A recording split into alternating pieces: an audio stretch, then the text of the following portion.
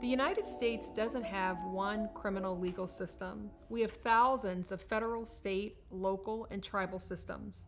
Together, these systems incarcerate over 1.9 million individuals in 1,566 state prisons, 98 federal prisons, 3,116 local jails, 1,323 juvenile correctional facilities, 142 immigrant detention facilities, 80 Indian country jails, as well as military prisons, civil commitment centers, state psychiatric hospitals, and prisons in the U.S. territories.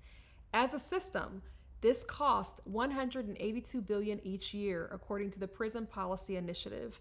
The U.S. locks up more people per capita than any other country in the world, and more than 19 million Americans have a felony conviction. 1 in 3 people across our country have some sort of record. Chances are you or someone you know is system impacted. It could be a loved one, a child, a spouse, a partner, a sibling, an aunt, an uncle. It could be you. But what happens once a person has a felony conviction? In the United States, they are often thrown away. The felony label means the person is likely to experience, as my client Maria Montanez described, forever punishment. They may struggle to obtain housing, a job, government benefits, or a certain type of licenses, professional licenses. Now, I'm not telling you what I think. I'm telling you what I know, as someone who has walked with loved ones who have been incarcerated. I know what it's like to sit with a loved one and help them sort through where they will live, how they will pay their bills, how they will care for themselves and their families. I know what it's like to hold on to this secret of being system impacted, not sure who I can talk to about it, not sure who can understand. Today, I am delighted to have a conversation with Desmond Meade. Now, if you don't know who Desmond Meade is, you should. Meade is a formerly homeless returning citizen who overcame many obstacles to eventually become the president of the Florida Rights Restoration Coalition, the chair of Floridians for a Fair Democracy, a graduate of the Florida International University College of Law, a Ford Global Fellow, a 2021 MacArthur Genius Fellow. He's also the author of the book, Let My People Vote, My Battle to Restore Voting Rights for Returning Citizens. Remarkably, under Meade's leadership, his organization, the Florida Rights Restoration Coalition, was nominated for a Nobel Peace Prize in 2023. Of all his titles, and he has many, I describe him simply as a light carrier and a truth seeker and truth speaker. He was also one of the first individuals who created space for me to be honest about my experience being system impacted, while also encouraging me to remember and to pursue my God-given calling. But he's not just done this for me, he's done it for millions of people. In 2018, he led a citizens initiative to restore voting rights for 1.4 million Floridians. When the governor of the state said that fines and fees needed to be repaid in order for a person to vote, Meade and the Florida Rights Restoration Coalition raised over $30 million to cover those fines and fees for countless individuals. Now, for the next hour, I'm going to chat with Desmond about what it means to have a felony, about usage of the F word during this presidential election, and about where we go from here. I invite you to settle in, grab a cup of coffee, perhaps your favorite comfort food, and enjoy this conversation. I will tell you that it has changed my life, and I am sure that this work will change yours as well. Desmond, it's so nice to see you and to be with you. Thank you so much, Jennifer, for having me. You almost made me start crying. So I know your story, but for people who do not know you and they may not understand how you got here, what would you share? Well, in August of 2005, I found myself standing in front of railroad tracks in South Florida, and I was there as a broken man. At the time, I was homeless. I was addicted to crack cocaine, unemployed, recently released from prison, didn't have a job. Only thing I owned were the clothes on my back. And I stood in front of those railroad tracks waiting on a train to come so I can jump in front of it. You know, that was the lowest point in my life. I didn't see any light at the end of the tunnel. I thought about how much of a disappointment I was to my family and to friends. And the only thing that was dominating my thoughts was just trying to figure out how much pain I was going to have to endure when that train hit me. Mm-hmm. And I stood there for quite some time, but, you know, thankfully the train never came. And I ended up crossing those tracks, and I walked a couple blocks further, and I checked myself into a substance abuse treatment facility. And after an in-house 4-month program, I ended up moving back into a homeless shelter. And while there, I decided to go to school. And I ended up enrolling in one of the local community colleges and got a couple degrees there. And the next thing you know, I was admitted into law school. And in May of 2014, I graduated with a Juris Doctorate degree. Congratulations. That's remarkable. You know, normally when I tell people that and they start clapping, I would stop and say, wait a minute, I'm not done. Okay. Right? There's more to that, right?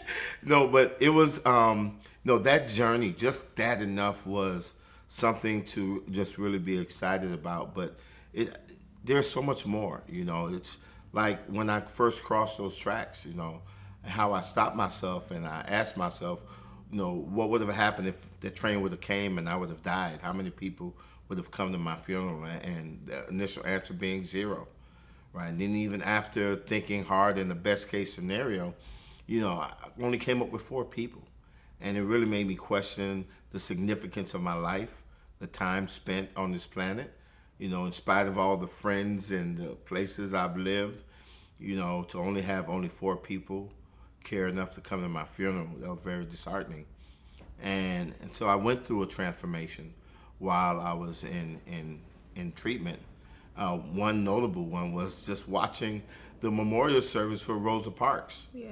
You know, and seeing the outpouring of love, all right, for this woman that, you know, committed an act, right? And I'm sure she's done much more, but the thing that everybody points to is the fact that she refused to give up a seat. And she committed an act that had positive repercussions for decades, right? That we still feel the impact of her courage. And, you know, that had me thinking that maybe if I can take the things that led me to the railroad tracks and package it in such a way to help other people, that, you know, maybe my life would become worthwhile and I could have people come to my funeral. Instead of just 4, I could have maybe a stadium full of people. Yeah. That's amazing. You know, one of my earliest memories of meeting you, I was working for Advancement Project, and we were doing something in Florida. And I don't know if this was the first or second time, but I remember you and Sheena, your wife Sheena, were in a meeting, and I think maybe you all had just gotten married. And I heard Sheena tell the story of how you all met. And when I think about meeting you all then and seeing how far you've come, I mean, clearly it's a match made in heaven, but the fact that you all are both in this movement to support returning citizens is just remarkable. I wonder if you can say anything about that. I mean, I think that's the ultimate story of Black love. Yeah. I mean, to be totally honest with you, you know, just the love that we have for each other, that was actually, I believe, born out of the love that we had for our community, right? The love that we have for people in general, you know, as individuals. Like, for instance, let me speak for me, as a person that's been down in the depths of hell, and yet been able to emerge from that, you know, like I said, homeless, addicted to crack cocaine, incarcerated, right? That gave me a better appreciation of just life and humanity, right? And seeing good in people. And knowing that my wife went through some trials and tribulations of her own at a young age. You know, and I remember when I met her, right? And I told her, something came over me when I was introduced to her. And I was like, even though I knew that I was at the event to see someone else, when I met her, something just told me that, no, this is the person who you were supposed to meet, right? And I know she thought it was a pickup line, but I was just overwhelmed with that feeling. And it didn't take me long, and I tell folks this, that this was probably the smartest move I made, was me being able to recognize who she was, and that was God's gift to me. Right? And I remember when I proposed to her, less than a year later, right? We met in February of 2012. I proposed to her in June of 2012. Oh, wow. And we married in December of 2012. Oh, wow. So it was and really we've been fast. married 12 years. Wow. Because you all, yes, because that would have been around the time that I met you all. Yeah. Yeah. And so I remember when I proposed to her, and I told her that God had brought us together for something that was bigger than us individually or even us together. Yeah. How God saw something in us, knowing that together, that how many people's lives that we should be able to touch and inspire and help them heal, right, through our pain and through our brokenness. And it's just, that's how God works, right? He takes the broken people and he puts them together and he uses them as a vessel to actually heal other folks and inspire other folks. And so that's what our marriage is all about, right? Yeah. It wasn't that I saw her or she saw me and we fell in love with each other. No, there was something much deeper than that superficial love that a lot of people, look for and deal with. No, this was something deeper. And that, I think, is why there's just so much that, like, I tell everybody I meet, you're not going to find another black couple right now. I agree. That is impacting this world, the right? way that you all the are. way that we are. And I think it's based on the fact that we were not brought together for superficial reasons. Yeah. We were brought together for deep spiritual reasons, right? Absolutely. And it's manifesting itself with the work that we're doing and the results that we're getting and the lives, the millions of lives that we're impacting. And it's coming from two people who were at broken, dark places at one point in their life. Yeah, there's something, thank you for sharing. Maybe we should pause and get like a tissue. Yeah, right? Yeah. I'm good. So, what would you say to someone who was listening this? And when a person is like at a low point, sometimes you can't even imagine what not being low might feel like. But if there were someone who was watching this and they're like, okay, well, I feel like you're telling my story. I feel like I'm in a low place and I feel like I experience one stumbling block after another. What would you say to that person or individual? Jeff, I used to walk around a lot with my head down, right? I was, like even when I was in front of those railroad tracks, I was thinking about all of the pain and the embarrassment that I may cause my family, myself. I didn't have anything to be proud of, right?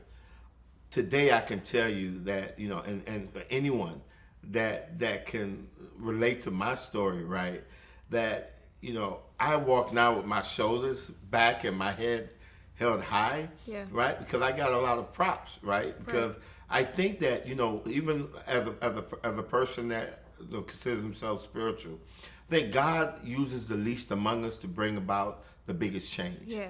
Right? And everything that we've gone through is nothing but a test that creates a testimony. Yeah. Right? And I've learned now to not be ashamed of my past, Yes. or ashamed of the obstacles or the failures, because it's those very same things that create who I am today and that create the champion that I am today. And so, like, when I look back at those things, man, listen, I tighten up a little bit, right? Because hey, God chose me. That's right. Right? He could have chosen anyone, but he chose me. Yeah. And I think his thing, I always talk about the story of David, right? Yeah. David and Goliath. Yes. That how God used the shepherd boy, right? A guy who couldn't even qualify to even get in the army, but he used that same person to defeat an enemy that the army was even scared of. Right? Exactly. And so I look at obstacles now as opportunities.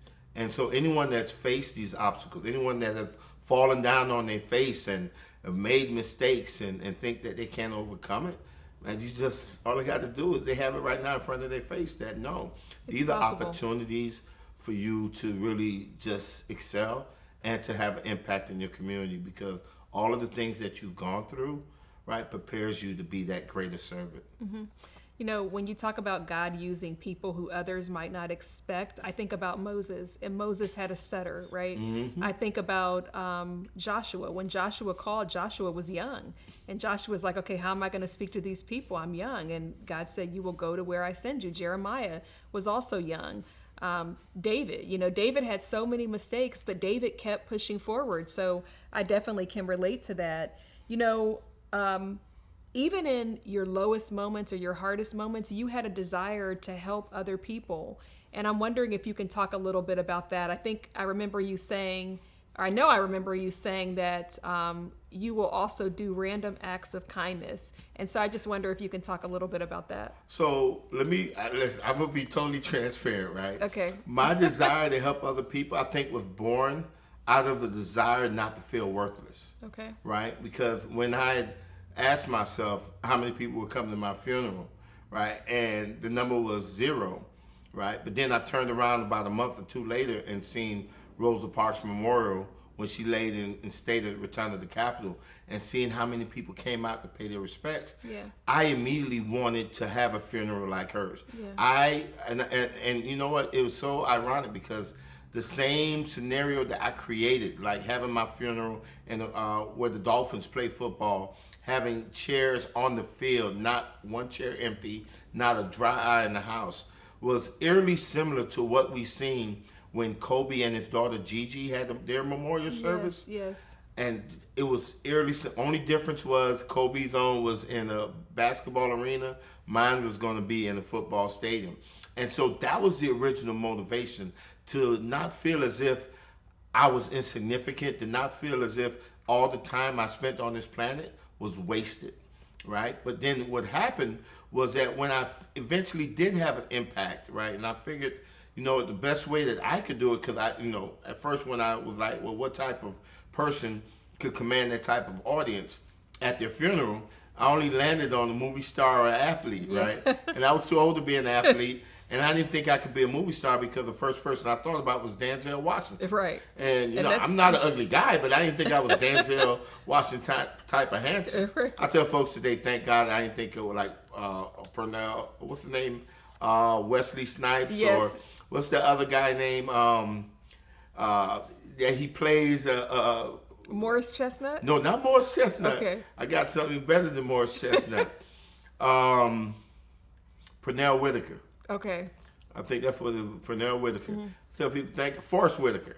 That's who it was. Forrest Whitaker. Thank God I ain't think of him, because I know I look way better than Let me Forrest tell you Whitaker. something. No, we're not going to have any Forrest Whitaker slander, because I'm telling you, right over here, yeah, that would be a blessing. I am better looking than Forrest Whitaker. Right? If I would have thought of him, I would have went the direction of trying to be a movie star. Okay. Right? Because I wanted the thing. But all I thought about was Denzel. Okay. I love Forrest Whitaker. My wife, she gives me a hard time about him. Yeah, we like because Forrest guess Whitaker. What? She said if there's ever a movie about you, Desmond, I want Forrest Whitaker to play it. Right. Going to be playing Right. you. So you better treat him right. And I love his movies too as well.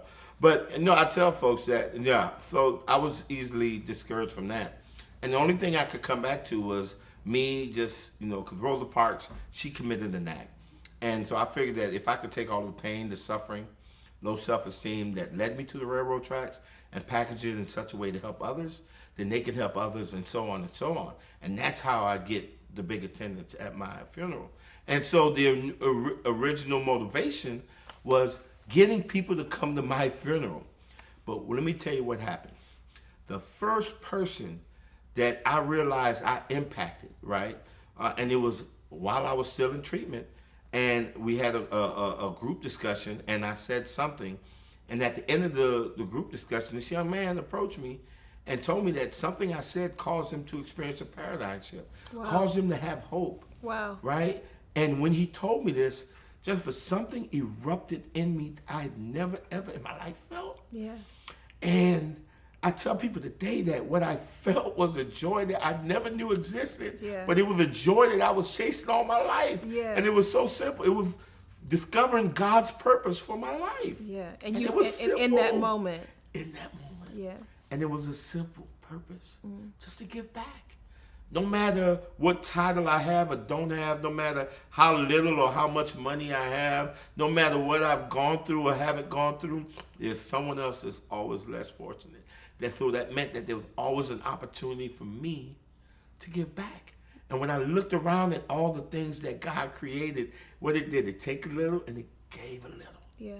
And his purpose was that simple, to give back. And so once I discovered that, I realized I don't have to have the big funeral. I don't need 1,000 people at my funeral. Right. If I can change one life, it's worth all it. The pain that I've gone through made it worthwhile. It's worth it, yeah. So I met my quota. Yeah. Right? But the problem and that was a long time ago. A long time ago. But the problem is it felt so good, I got addicted to it. You know how it's nice being nice. Yes. Right? And I fell and in it feels love good. with loving other people. I fell in love with waking up every day, right, and trying to figure out what can I do to make someone else's life a little bit better.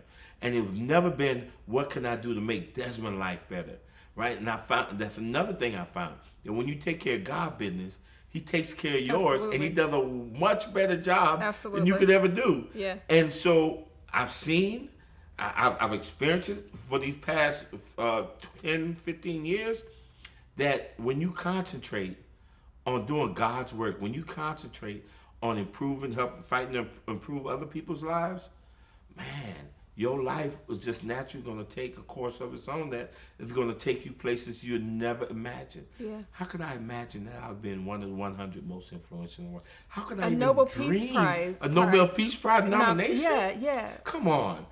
There is no. If somebody would have told me that when I was standing in front of railroad tracks, What would you have waiting said? on it, Yeah. I would have told them to take me to that dope that they smoking, because that's some good stuff they have. Because there's no way Yeah. you could tell somebody who have a record a mile long Yeah. is addicted to crack and about to jump in front of a train, then in a few years he's going to experience that. That's impossible. You know, you've had, from the outside, it looks like a meteoric rise, like just continue to go up. And, you know, you and the Florida Rights Restoration Coalition led a citizens amendment to restore voting rights for 1.4 million Floridians. 1.4. And I just have to ask you, how did you do that? Well, let's say this. That's way more than the quota, right? Right, the one life, That's yeah. it. But yeah, that 1.4, it was amazing. I think when people ask me though how I do it, I think the easiest answer, and for me, I think it's the best answer, we did it through love.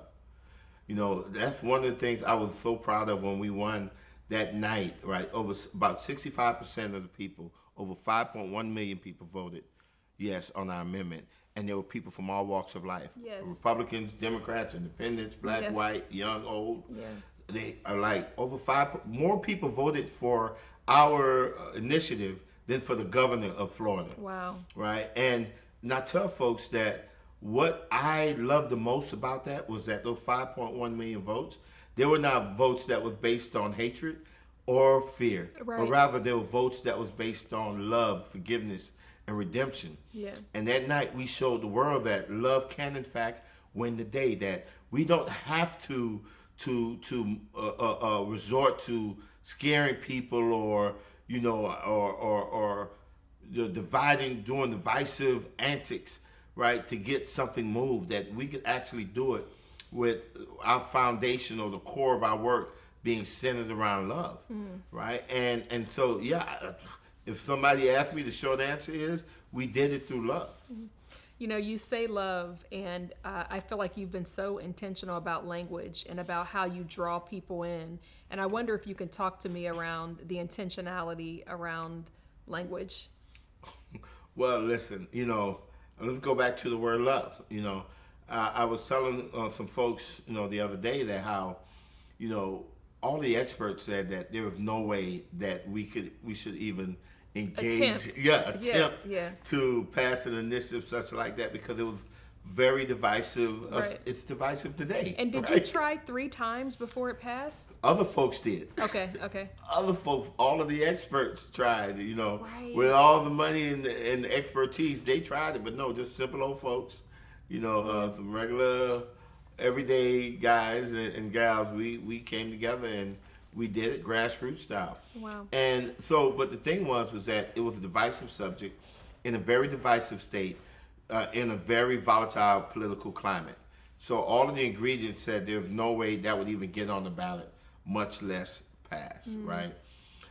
One of the things that we did that I think was key was that we elevated it above partisan politics. And Yes. when you talk about intentionality with the language, well, one of the things that we were very intentional about was even with the word love, right? We were like, when we went to talk to people, I don't care what part of the state we went, our message was the same. Yeah. And we asked a very simple question. And we would look someone in the eye like I'm looking at you in the eye right now. Yeah. And I'll ask the question, do you know anyone who you love who's ever made a mistake? Wow. And that right there took the whole campaign to a totally different level. It was no longer about politics. It was no longer about race. It was about somebody who you loved or cared about that made a mistake and whether or not they deserve a second chance. Brian Stevenson has this saying that no one should be remembered by their worst mistake, or your worst mistake doesn't define you. And I find that is so freeing because all of us, if we look at our lives, we can point to several things that we've done, and we don't want to be defined by that. You're right. And so a lot of us haven't got caught yet. That's Right. all that is, you know. And I think it's so important to make people personalize this thing rather than, you know, I think it's John A. Powell that talks about the othering and belonging. Yes. As long as it's those other people, then we can be indifferent to it. Absolutely. But when it's us and when it's our family members, our friends, right, it takes on a different perspective. And so we were very intentional with how we were engaging in conversation. Even today when I'm talking about how people use the F word, right? Yeah, and what is the F word for our audience who may not know? What's the F word? FELON. Okay, that word. Okay. That word right there. Okay. Right. I want to treat the F word like the N word. Exactly. Okay? Yeah. But when people use that, it just, I think it does two things.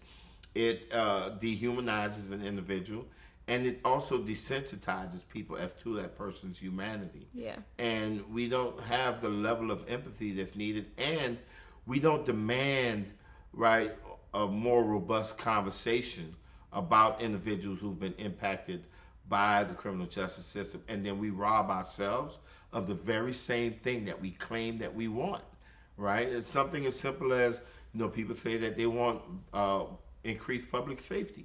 They want to feel safer, right? But then you push people away. But then at the same point, when you think about it, 95% of people who are incarcerated, they're getting released back into our community.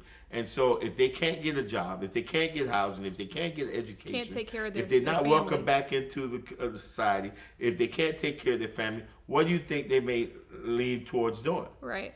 Right, the very same thing that we say we don't want. Right. But yet we create obstacles, or we're indifferent to the obstacles that these people are facing, right? Simply because you hear the F word. Right. And so you think about those people. But if you think about your loved one who made a mistake, you will want your son, you will want your husband to be able to Absolutely. to have a job. You will want them to be able to vote. You will want them to be able to buy a home or rent a home. You will want these things for someone that you love. Right. And so the F word kind of like dehumanizes people, and it causes us not to realize that we're hurting ourselves when we allow these archaic policies to remain in place, such as felon disenfranchisement, or when we turn a blind eye to what our politicians are saying and not necessarily doing. So let's talk about that, because we're in the midst of a presidential election cycle. And, you know, the other day I saw on Twitter several people, I won't name them, who were saying that this race is about a prosecutor versus a convicted F word. Why is that problematic? Well, first of all, it's problematic because of who it's coming from, right? Because not too long ago, these were the same persons that was supposedly on the side of justice reform and on the side of humanizing people who have felony convictions. And so, you know, it kind of reminds me of, you know, the white friend that you have that you've been real cool with, and one day another black person pisses them off and they call them the N-word. Yeah, you're it makes you take a pause. Like, now what think, happened? Right. Yeah, like, yeah. I wonder, do you think that about me Right, too? right. When you When pissed I at make me, you upset, yeah. You know, are you showing your true colors now? Yeah. And so that was a disappointment just to see the ease in which a person would use those words. And then I also think that, you know, it speaks to the bigger problem, right, of our country, that has allowed our country to get to a point to where we are right now. You know, where, I mean, at the end of the day, I mean, prior to, you know, President Biden backing out, I mean, we basically had to choose between President Biden and former President Trump. And to think that, you know, out of all the people that we have in this country, that those were actually the two best that this country could come up with to run this country, I don't think so. And I think we've gotten to this point because of the labels. We've gotten to this point because of the politicization of so much things that should not even be politicized. And I feel like partisan politics and even the rhetoric in politics, if we're not careful, it can cause us to dehumanize the other person. Most definitely. I mean, if you could Listen, we have been advocating for so long about, how do we humanize people who've made mistakes, right? How do we humanize people who have been impacted by the justice system, right? And allow them and help them successfully reintegrate back into community. But how do we see the person in that individual first, right? And to see that a former president, whether you like his politics or not, this gentleman, former President Trump, was the president of the United States, and to have him just be reduced to just a plain F word, right? That is concerning, right? Because what does that say for everybody else, for the millions and millions of what hope for yeah. No, why should anyone be forced to wear that scarlet letter of shame for the rest of their lives? You did an interview with Kelly Clarkson, and you told her that it was important that we have people who love us and see our potential even when we can't see it ourselves. Can you elaborate a little bit on that? Yeah, I remember that interview well, and I think I might have even talked about it in my book when I talked about how going to a homeless shelter, right? Like I said, at one point I'm walking with my head down. I didn't see the value in me. I didn't see what, I offered. What did I bring to this world? And I didn't love myself. I mean, I'm trying to hurt myself with my drug addiction, and doing destructive, things or having destructive behavior. But there were some people at that homeless shelter that saw something in me.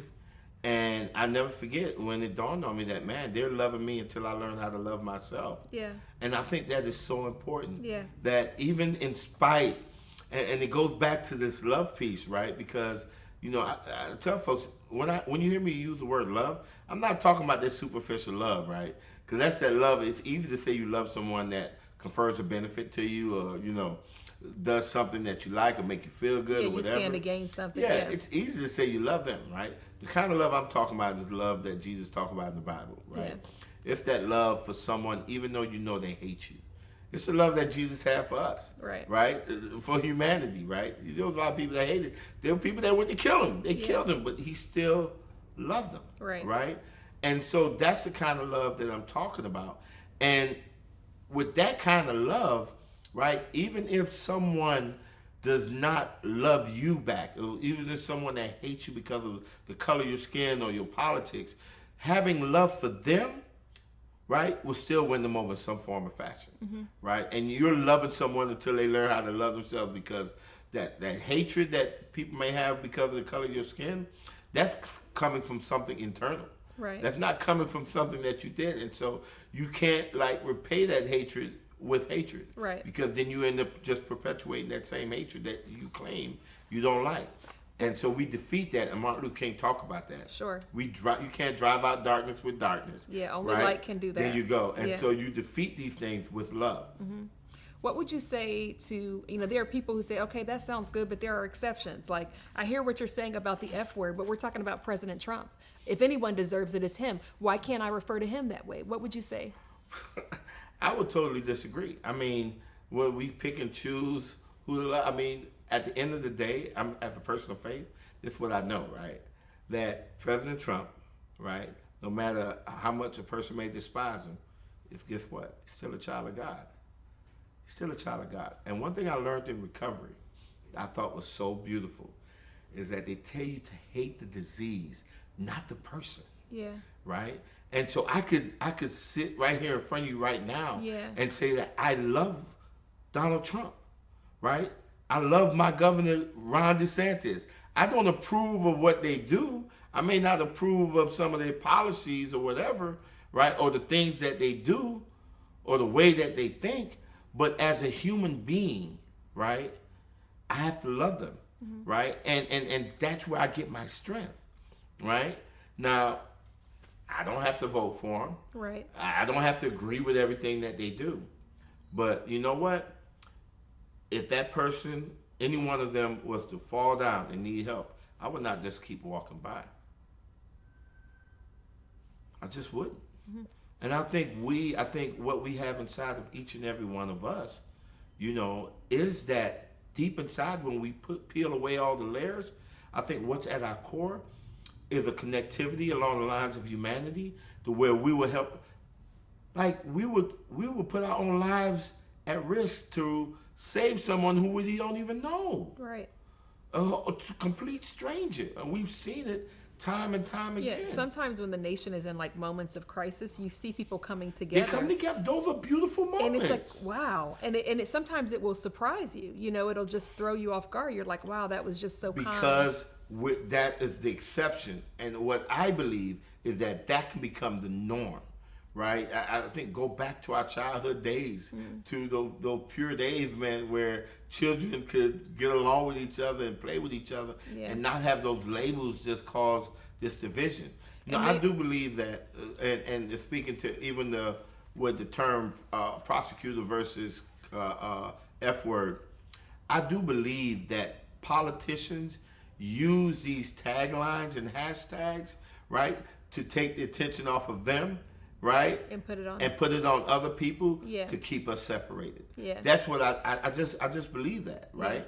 Because at the end of the day, what a politician is responsible for is the substance of it. I want to know what you've done, right? I don't point to the other guy and say how bad he is, or point to other people and say how bad they are, right? And create this atmosphere to where now we're walking down the street and we're getting mad at somebody that's white because we think that they're on the other side or whatever, when we could be so far from the truth. But these politicians create a tension in our communities that is I would think unnecessary, right? And so I was disappointed with that, and I think that that's one of the tactics that's used to create more division, and it prevents us from tapping into what we have at our core, and that's a love for another human being's life, right? And we see it, natural disasters and moments of crisis. Nobody, when their house is burning down, is going to stop the firefighter to see what their voter identification card is. I want to know if you're a registered Republican or Democrat. Right. Or I want to know if you support this. Nobody is not going to stop and ask any of those questions. Right. So it's going to be help me. There you go. What they're going to do is they're going to want that help, and they're going to welcome that help. Now, for people who may say, okay, I hear what you're saying, it makes sense, but what about my safety? Like, shouldn't I be able to, don't I have a right to know who's around me to keep me safe? What would you say to people who are concerned about, let's say, this perception of rising crime?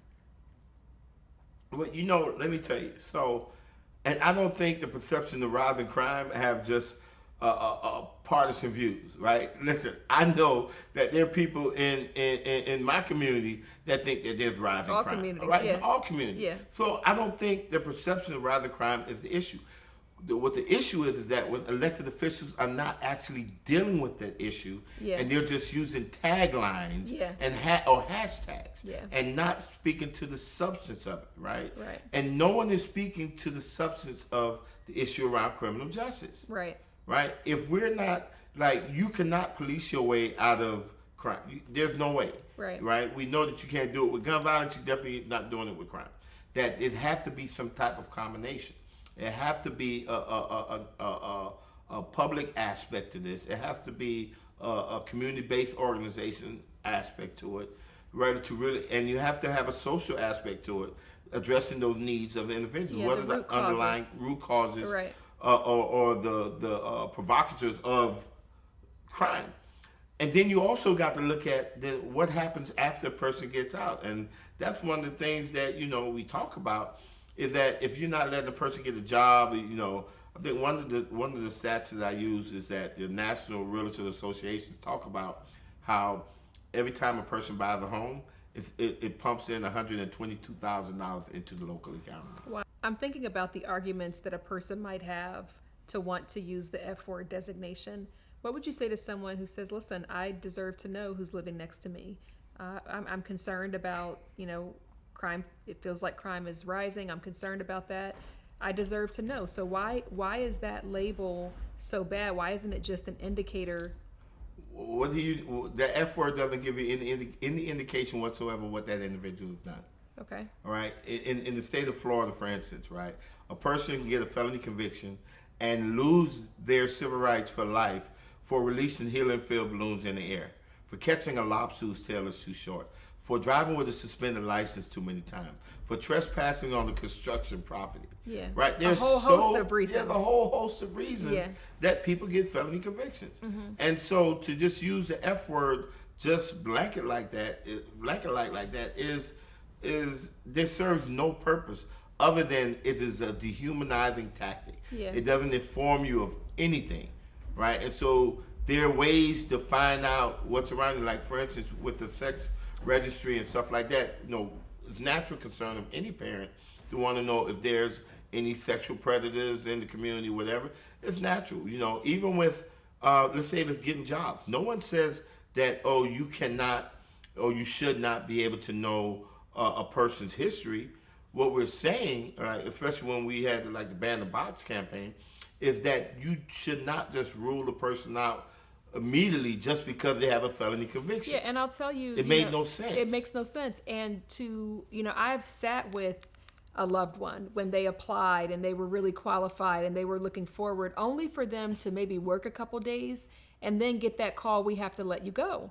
I just feel like I don't know how that is helping the company. I don't know how it's helping the community. Helping anyone. It's not helping anyone. Yeah. Because, a person once said, a hungry lion is going to eat. Right. And it is in our best interest. It is in the community's best interest that when the 95% of people who are going to be released get released back into our communities, that they be given the opportunity to successfully reintegrate back into the community and become law-abiding, tax-paying, contributing members to society. If I am able to get employment or to get education to where I can get a real good paying job, housing, I could pay my fair share of taxes, and the tax burden on you is lessened. If I'm able to buy a house, listen, in Florida, there's over 6 million people in Florida that have a history, right? Let me tell you, even if just a third of those people were able to purchase a home in Florida, that's over $500 billion that would be pumped into Florida's economy. Wow. $500 billion. Just that. The country loses billions upon billions of dollars, right, each day of lost earnings, right, because of barriers, unnecessary barriers that is placed in front of folks. And so now we have a presidential candidate with let's do it. He could very likely become president of the United States, moving into the White House. But yet people with felony convictions can't get safe and affordable housing. Right. He's going to have the most important job with the access to the most sensitive information. And guess what? If he can have a job doing that, then why should we have all these barriers for employment for people with felony convictions? And then, of course, if he can become president of the United States, then why should there be any barrier for anyone with a felony conviction to being able to vote? Right. Right? When all of these things are shown to help reduce the recidivism rate, to help increase public safety. So you talk about public safety. Yeah. These are the things that promote public safety. It's not putting people in jail, locking people up, putting people in jail is not fighting crime. It's reacting to crime. Right. Right? When you want to fight crime, you prevent it. The best way is to prevent it from happening in the first place. Right. And so if you want to prevent crime from happening, then you have to focus on the things that lead to criminal behavior, right, and address those issues and prevent it from reoccurring. Yeah. So by getting more police and building more prisons, that's not fighting crime. That's reacting to crime. But the public has been accepting that as crime fighting is making them more safe. No, you're not more safe because the act has already happened. Right. Right. You know, years ago in Columbus, where I grew up, there was a program, and it was called the Jobs Training Act program. It was through federal legislation, and they would send money to different localities, and they would put at-risk youth or youth from low-income communities to work. And so you just show up, they tell you where you were going to go, and you got a paycheck. So I started working at 14. Every summer, it wasn't money that my mom or my dad had to give me. I had a way to work. So I was gaining work skills. I was in a professional office environment, and then I also had a little money That program does not exist. And I just wonder, I know the difference it made in my life and my siblings' life when you have a little bit of money in your pocket. And I just wonder, with the absence of programs like that, what are young people to do? Yeah. You know? That's what happens when we're being governed by hashtags Yeah. and taglines Yeah. instead of substantive conversations around policy, right? And then when we feed these hashtags, like I want to go back to it, prosecutor versus convict, when we feed these kind of hashtags to the public, then that's what the public just follow right behind that, and they don't even realize that they're missing out on some even more substantive conversation that are addressing the very same things we need, the very same things that we're crying for, whether it's in the economy, whether it's public safety, right, whether it's around education, right, the very same things that we as a people will want. We're not making folks address that. And the biggest elephant in the room is the fact that there are millions upon millions upon millions of people who are just as impacted that actually plays a role in impacting those things for the better. Thank you for that. So when you wake up every day and you set about to do the work that you're doing, who do you have in mind? Like who do you want to be the beneficiaries of your work? Everyone. You know, there's an adage that says a chain is only as strong as its weakest link, right? And you could have a chain with 4 or 5 links, and 4 out of the 5 links could hold a ton of peace, but you have that one link that could only hold 50 pounds.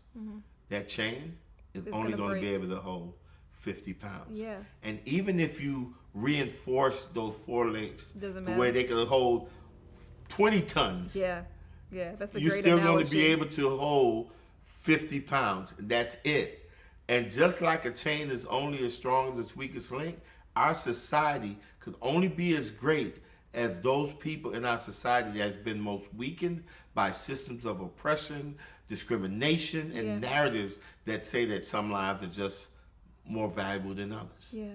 If we truly want to be a great nation or community or great state, then the only way that happens is that we have got to empower those in our state or in our communities that have been most weakened. And you know what? You can't just brush them to the side, Right. and think it's going to be okay. Well, I don't want to You just see can't them. ignore Yeah, them yeah. and think it's going to be okay because it's still going to be there. And so you have to deal with that issue. And that is the key. And so when people, you know, they were asking, well, who you fighting for? You know, people with felony convictions. It would seem so, right? But the reality is that the ultimate benefactor of the work that we're doing is society as a whole, right? I think that's one of the reasons why we were nominated, right, for the Nobel Peace Prize, right? Because it wasn't just limited there. It was thinking about, you know what? I want society to be a better place. And so therefore, I'm going to focus my energy on strengthening the weakest link. And I think that there's no other group of people, right, that have been most weakened by various systems than people who've been impacted by a justice system. Because we face barriers to economic mobility, we face barriers to access to democracy, and that narrative that want to call us the F word and dehumanize us and have people feel that we're not worthy of being treated with dignity and respect. We're not worthy of having access to jobs. We're not worthy of having access to the ballot box. We're not worthy, right, of running for office or whatever. Those are the very same people that if we strengthen, rising tide will lift all boats. So I'm fighting for everyone. Thank you. And is there anything that I didn't ask you today that you want to convey? Oh, Jesus. I don't know. Okay. I don't know. What do I want to convey, Kim? Put you on the spot there, huh? Yeah, no, listen. Okay. Nah, I think we kind of covered it. Okay, and if people want to stay connected with you, how do they find you? Oh, shoot, they get I'm on social media platforms at Desmond Meade, Okay. whether it's Instagram or LinkedIn or Twitter. What they call it? They don't call It's it X. Twitter. It's X now. Yeah, it's Yeah. X. Yeah. You know, in closing, I will say this. When I was a kid, and I don't know if there's truth to this, but I was told that, when you get to heaven, you get a crown, and there's jewels in the crown based on the number of lives that you've saved and the number of people that you've helped. Oof. Now, I'm not going to say that God just told me, but I imagine that when you get to heaven, you're going to have a huge crown. Bedazzled. And it's going to be bedazzled. Oh, I mean, you're going to be iced out. And so I just want to say thank you for your work and for your life and for your generosity of spirit. Well, let me tell you. So I'm telling you about that story. Okay. What I've learned is that I'm probably going to be more happiest on the way to heaven. And what I mean by that is it's the journey, right? That after I get that, yeah, that's fine and dandy. But where I'm getting the most joy is actually engaging in that work and just hearing the stories and seeing how that plays out, right? Because, every person that we help countless others. Yeah. And so I would never know the exact number of people who've been impacted by our work, but like I always tell Sheena that, listen, there's gazillions. There's gazillions out there. Yeah. And at the end of the day, it's the waking up every day and doing this work. That's where I get the joy and the energy, the journey. I'm grateful for the journey, being allowed the opportunity just to even do this. It's wonderful. Well, thank you for your time. Thank you for having me.